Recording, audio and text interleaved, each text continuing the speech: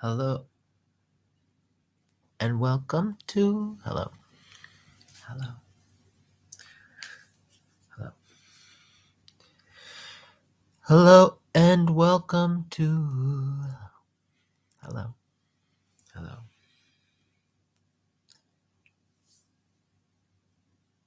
Hello and welcome to Pop Cartoon.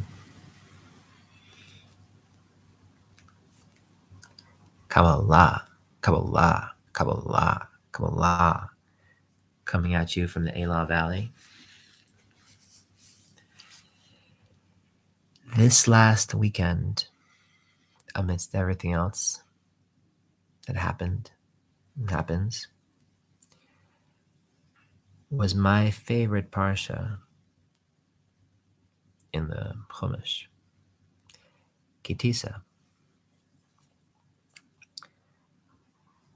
which starts with a whole thing about the half shekel.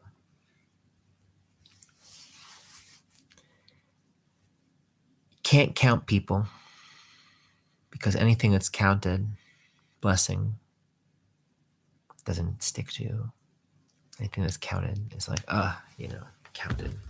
It's like measured, scaled.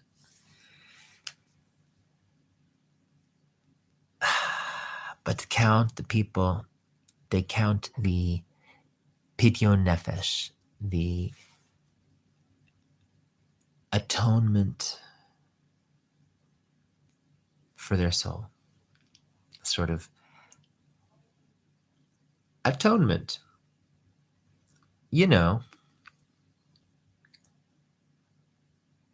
For your soul. For like paying back for being alive,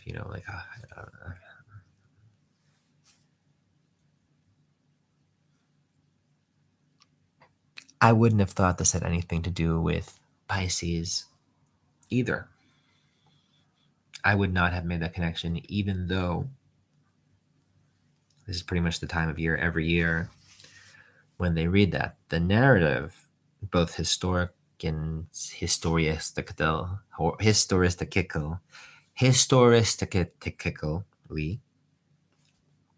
as well as mythically, is that the whole thing was only squeezed into a year cycle, like retroactively, just so they wouldn't lose track of it. But it does feel very built around the sort of annual cycle. But also not, it's nice to be able to not shoehorn meaning, and I wouldn't have. Swear to God, I wouldn't have thought. I heard a thing in the Zohar this last weekend while looking at this parsha about this splitting the shekel, that it's the two hays. Because it's a half shekel. And everyone knows, like on a dreidel, half is a hay, half and half of a yud, right? But they say the halves are the hays. That was split by the vav in the middle, which is the amud ha'emtzai, the central pillar. Now I'm here imagining an actual scale, because they're about to describe the yud in the four-letter name of God as the weight stone that we weigh the shekel against.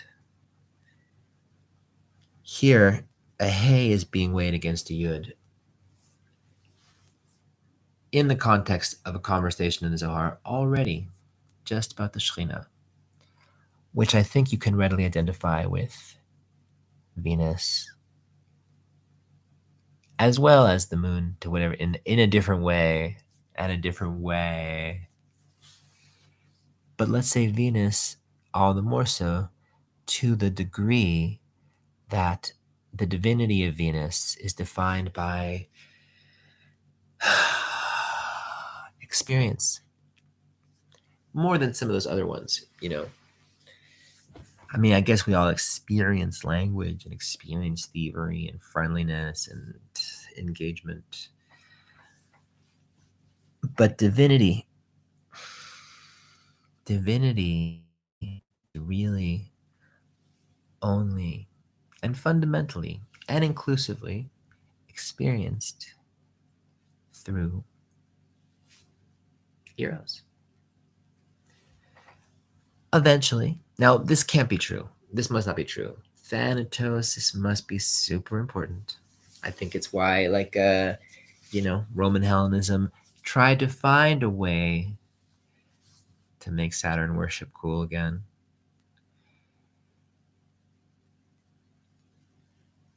But I want to skip most of the Bnei Yissascher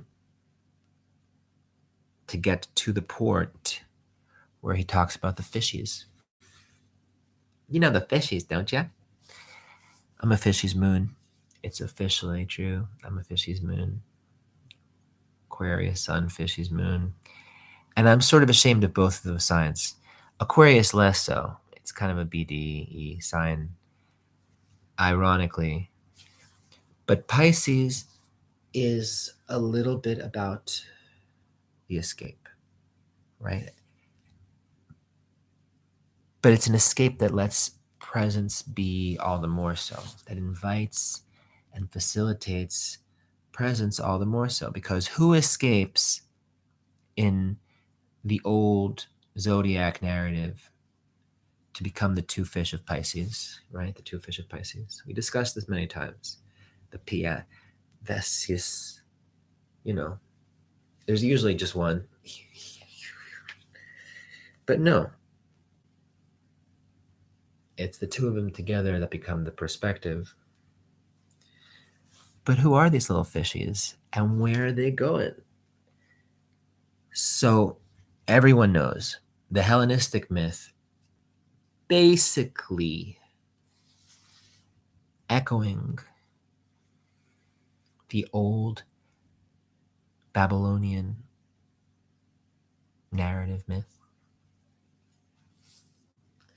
that when Typhon came to destroy the world because Gaia didn't like it no more, and she just sicked the monster Typhon to just annihilate the world right away.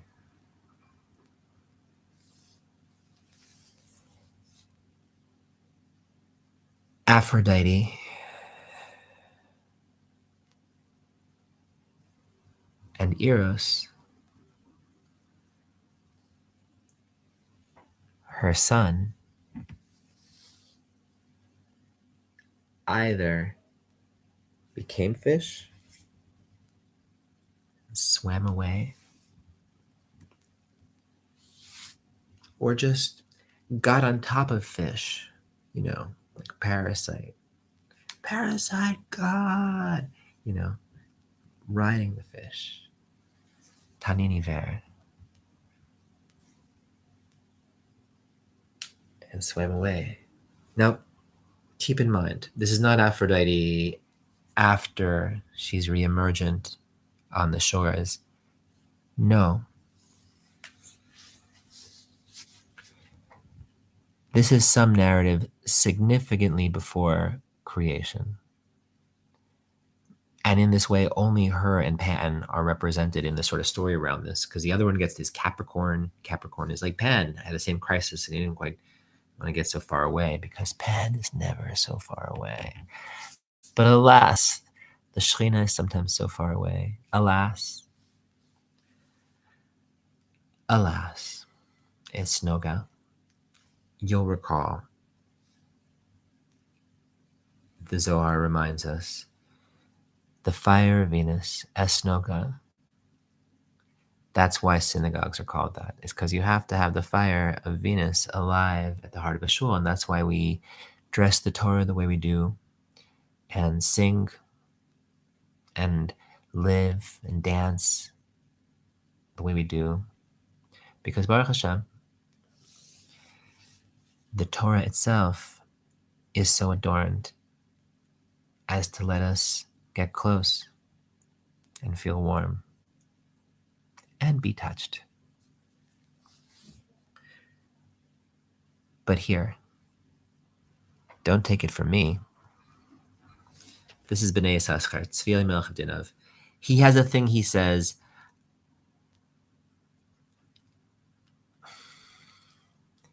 my favorite part is at the end. And that's a hard, pricking way to read a piece where the part you like is at the end. So, I will try to run like a fish in the water, like a deer in the mountains. I'm going to try to do the first part quick because I'm happy to skip 87% of the time. Just skip to the cool part, But sometimes context is too much. And how do I come back to an assumption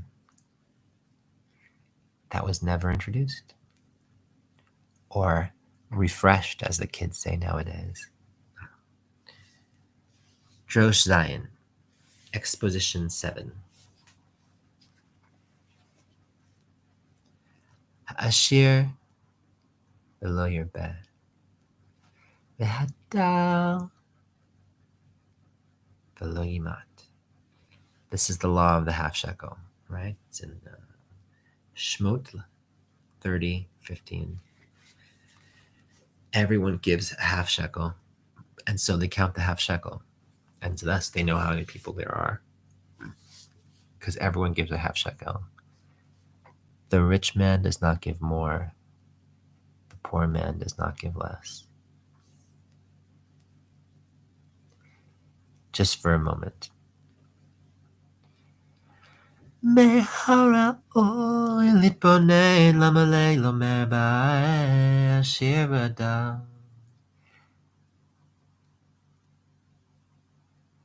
It's from the things worth wondering about, pondering, meditating on.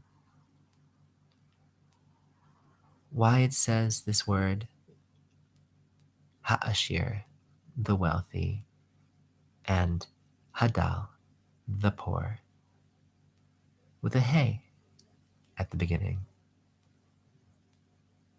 Why do they both need a hey? And I'll answer and say, הנה כבר כתבנו בכמה מקומות בעניין פעולת הדת להטהור.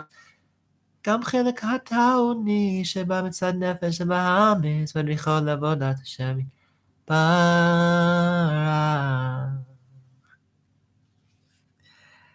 I've already written about so many other places about this idea of the thing, how the consciousness, the action of the consciousness, to mistake, to err, to delude, even the very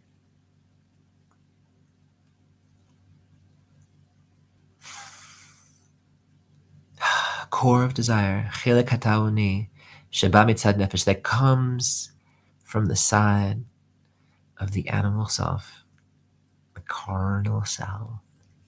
And lead it right to service of the God, blessed be He. We've talked about this a lot. This is something that comes up a lot. How everything inside of you that wants anything can just be guided by consciousness to service of the divine, blessed be He. This comes up a lot. We've said it a million times. And so it is with all contexts underneath the sun. קליפת נוגה, ושלוש קליפות דמי. This thing is known from the understanders in the context of Kalipat Noga and the 3 dirty other klipot. I don't know if you guys know about this. Rubber tires are not healthy to eat. Some people can handle milkshakes, wild pheasant, bugs. Some people can handle different things. Some people. But no one can really eat rubber tires. If you would saute rubber tires for breakfast, you'd hurt yourself. No one would do well with that. It's not a thing people can do well with. And so too in the theology of the Kabbalah, they defined, I think relatively early, 4 levels of the klipa. You know what the klipa is, don't you? The bad part of the world that you just can't work with, because it's like the sort of hard thing on top that just, and most of it's just awful and made of awfulness, and it all gets processed and it's all good authentically on its own level for what it is, styrofoam, nuclear radiation, clear channel. There's a lot of things that must be some kind of good, but they're not. And because they're not, it's good to keep a lot of distance from them. Klipot are bad, man. That's just what they are. And most klipot are indigestible. But the ones that are digestible are really important to digest properly. Because, if you digest them improperly, they're still going to hurt you. They're still poison, I'm a health nut, self-identified, Whole Foods, fascist, and there's no food that I love that I can't abuse. Let's say I'm doing a cleanse. I'm only going to eat apples for 3 days. Let's say I just eat nothing but apples for 3 days. Okay, great. If I only eat apples and just eat too many apples, it's still a problem. Still won't be good for me. I should still chew and taste the taste of the apples to make sure every taste is good and take my time and chew slowly. It's probably a good idea for the self.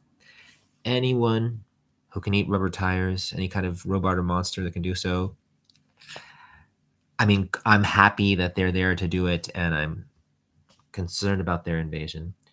But klipat noga, that's the word they use for the things you can just enjoy. Food, drugs, love, all the things you can just enjoy. Everything in the world that's either good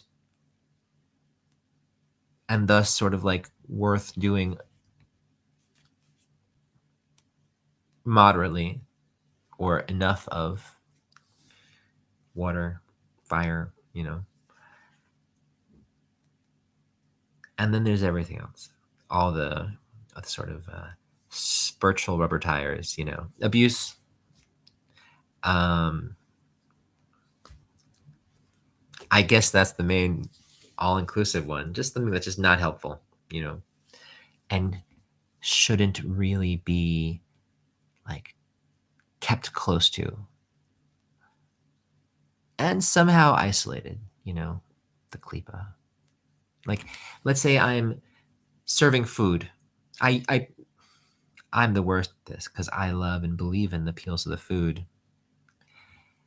because a lot of those peels are so much of the blessing inside of them. If you can get the good out of the inside of the pomegranate peels, fine. But for serving them, you also have to peel them. If you want to get anything out of the peels, that's you on your own time. I'm a big chassid of animal bones and just making them to soup, but I can't put that in everyone's soup. Not everyone wants that in their soup. Looking out to the family who doesn't like surplus bones melting into their soup. To each their own. But noga means it's possible. Noga literally means glowing and kind of burning, and that's part of what makes it go either way traditionally. And everything about what's allowed, tolerated, is all within klipat noga. And even the very self, even the very carnal self, that person, Adam Israeli, the entire identity that a person has is miklipat noga, right? Identity can go either way, right? Identity can be very nourishing and healthy. It's good to know who you are. On the other hand, speaking as an identity, והנה כל עניינים מותרים צריכים להתברכן על פי הדעת.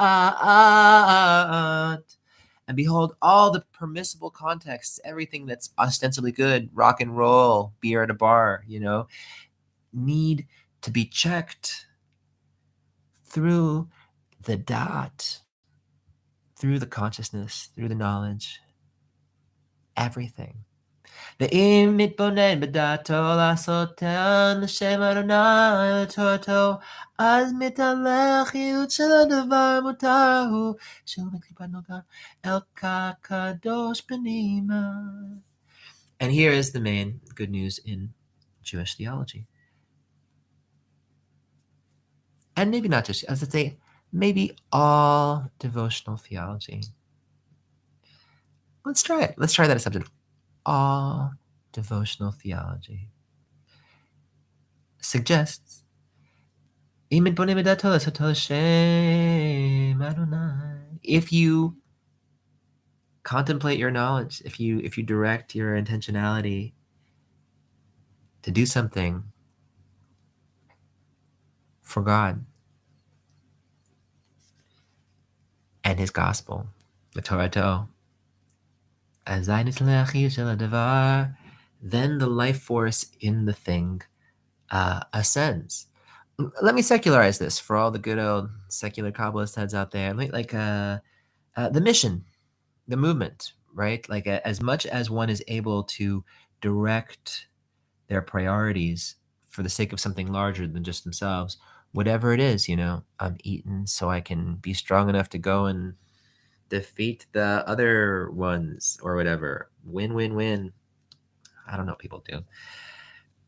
Then the life force in the thing. If you're doing it for a sense of purpose, I'm doing this jog for like this charity. It's the Pigeons Fund. I love pigeons. I'm going to run for pigeons. I couldn't possibly just run for myself, but the Pigeon Run helped me do this run. And now I can run,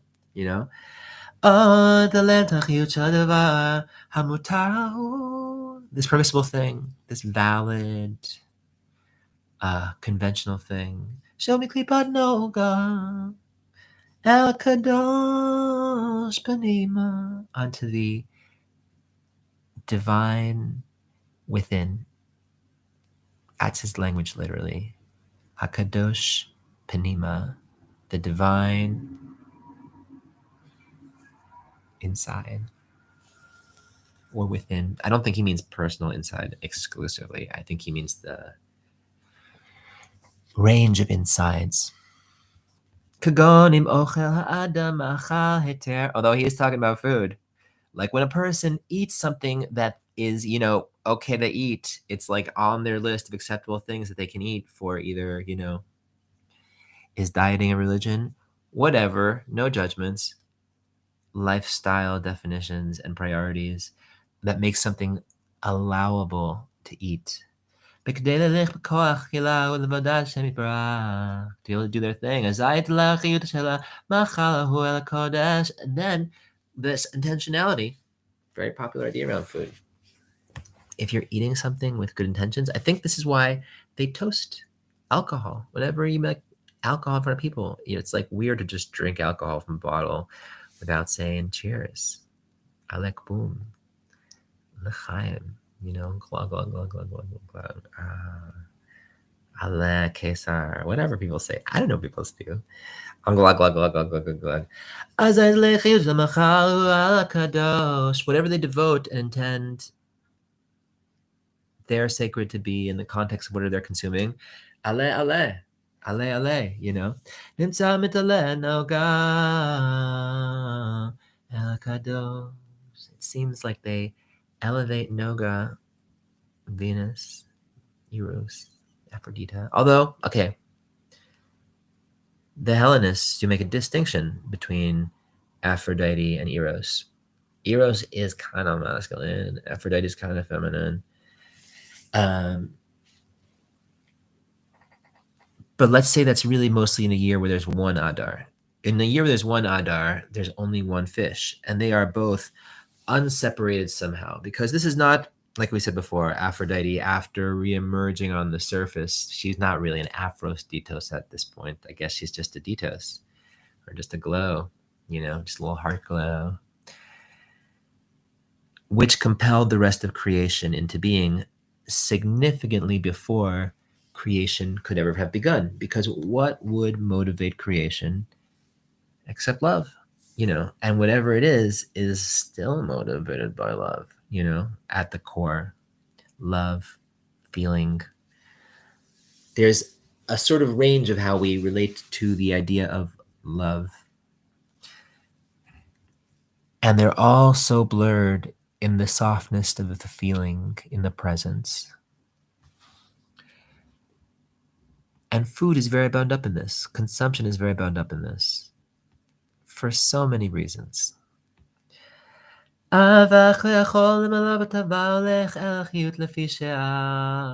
ונכלם לקימת קליפוס התמאוס מצאה נכלה נגה בקימוס קליפוס התמאוס החכן משעשע בדעתו עובר אשר מפרח בכוח אכילהו הנה מלאכיות אל הקודש. But let's say you get distracted and you just eat whatever and just in whatever kind of hurry. All right. Afterwards you can settle your consciousness perspective and you can I was in a hurry, I was lost, but now is found. The fish that flees can always come back. And then just kind of settle their stomach by just sort of resetting their priorities towards their priority. I'm a cop. I ate all those donuts in order to be a cop. Now I'm going to get back to work. Now, having splurged, I'm going to get back to work. But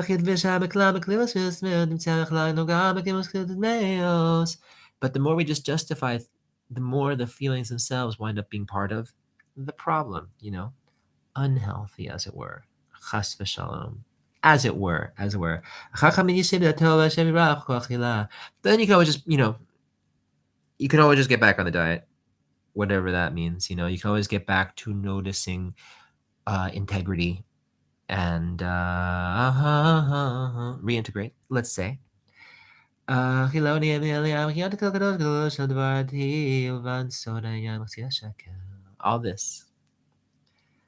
this thing, to my mind, לדעתי, yuvan sod ha'inyan machzit shekel. In all this is understood the secret of the context of the half shekel. Besod hatikla hamechor alato.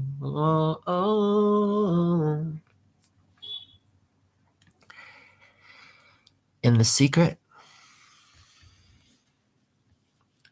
of the weighing, and please remember this word for weighing in Aramaic, tikla.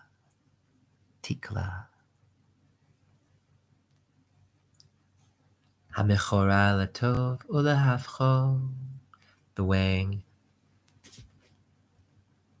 from awful, mechora, latov, to good.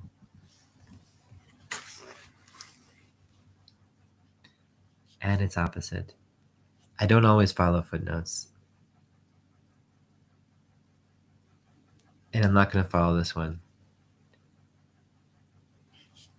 Because I looked ahead and I know how it ends. And he gives a better definition for tikla. Which is, let's say, Aramaic is very similar to Hebrew. Just like Arabic in all the sort of Semitic languages. They're all very similar. They're all abjads. And one of the main easy transformative differences from Aramaic to Hebrew is wherever there's a shin in Hebrew, there's often a taf, which are the last two letters of both Aleph alphabets, shin and taf. They both make a sa sound in some traditions, but I don't think they're saying sikla, thikla, maybe thikla.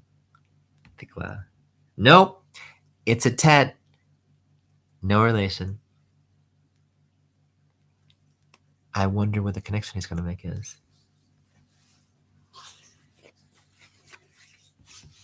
But he's reminding us of the context in the Zohar of what a scale is. V'amachriya hu hadat. The thing in the middle of the scale that holds it up, that splits the shekel, that weighs the shekel, that gauges the transformation of the shekel, that purifies the silver and scales it out, is the consciousness. V'amachriya hu hadat. V'havin hadavar, and please understand this. הנה לוקח אדם ואוכלו, עושה דבר אסור על פי התורה, הכוונה לעבוד השם יתברך בכוח מאכלו, כגון אם יאכל דבר אסור, ואמר בדעתו, שילך בכוח ההוא ויעבוד השם יתברך. זה אסור.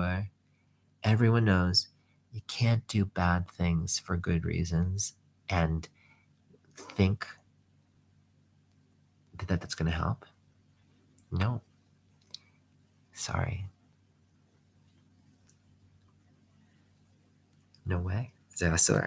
כי דבר אסור על פי התורה היא משלש קליפות שטמאות וזה רע לגמרי. Because whatever is, forbidden is bad.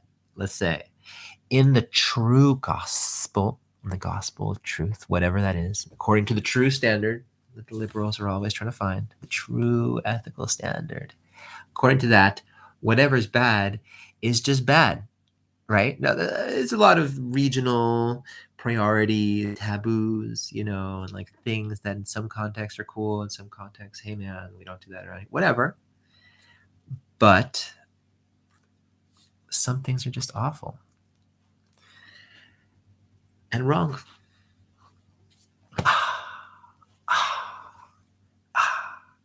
משלוש קליפות טמאות וזרע לגמרי, so bad וצריך ביטול לגמרי ולא יעלה על קדוש, and you just gotta get rid of it and can't really use it in their constructive materials of your beautiful house. You gotta somehow isolate it too radioactive. Let's say,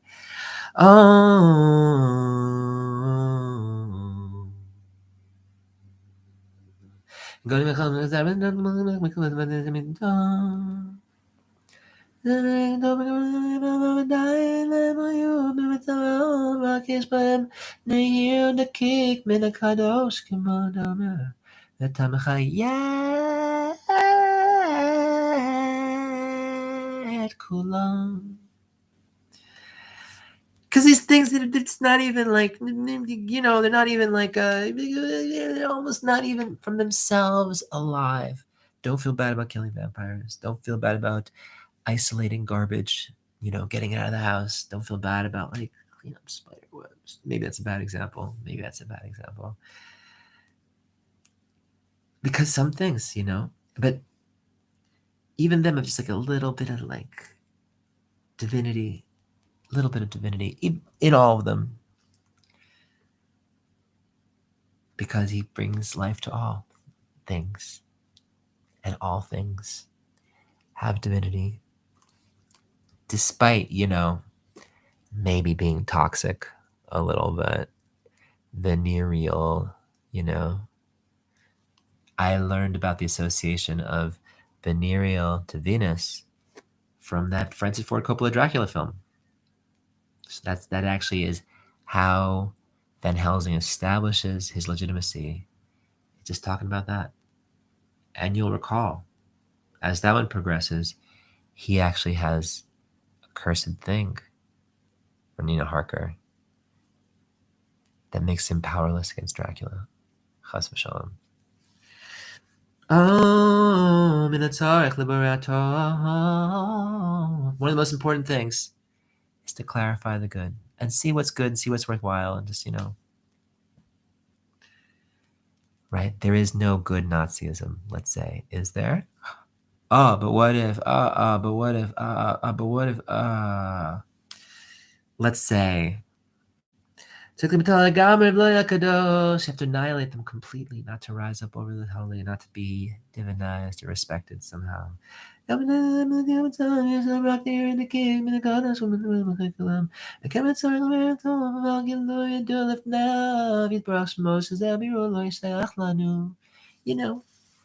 is special in its own way. but you don't have to fix the special inside of everything. Some things are just not for you to take care of. Let the mushrooms clean the radioactive plastics that far away. I'm sorry, it won't help to get close to it, the radioactive plastic. Create something to send there, fund a project, maybe. But maybe don't go into the radioactive plastic. Maybe it's just bad for you, and you're not doing anyone any favors by getting close to it. Let's say, it's very clear to God. It's very clear to God what you can't do anything about. It's very clear to God the limits of your power. So don't worry about it.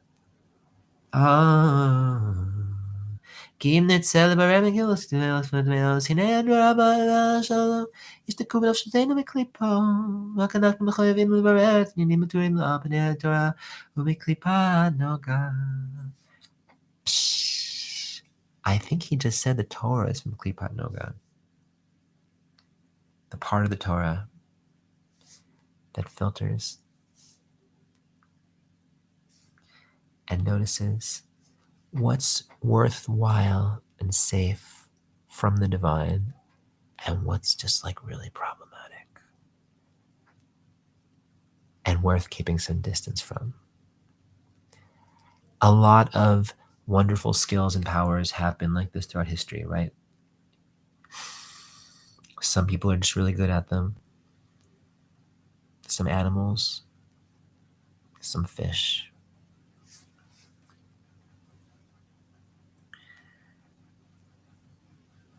And that which filters through all of them is Klipat Noga, including the Torah, which you'll recall can also go awry in the aspect of life drug or death drug, depending on if you use it for the right reason, right? שיגמר הבירור הזה, אז אמר בך מצמו יציע בלעם מפיהם, של גימל קליפת מהבילו, המוח לנצח מלא הארץ דע, והדברים האלו צריכים להיות מרחב ידיים, אבל כבר נאמרנו שרוח חברים מקשיבים על כן, קצרתי. When all the clarifications are finished, God himself can just make it so clear out of all our mouths. And we'll notice, when we notice how fine every kind of worthwhile transformation consumption is, it's clear. Then it's just clear. It's just dumb to be like not into it. And everything else is also clearly awful, right? Everything that's just awful that no one thinks is okay. Have you noticed there's a bunch of things like that? It's actually very comforting. And the mind and death will be overcome forever, and the whole world will be full of knowledge of him. And these things really need a long and tremendous clarification. The right within the right, the worthwhile within the worthwhile. But we already said a lot, and so I want to concentrate down. And this is introduction to the next thing, the big fish thing. And my computer is running out of battery. So we're going to pause here and come back with part 2, where it gets to it. The name of the great incense smoker, Rabbi Ishmael.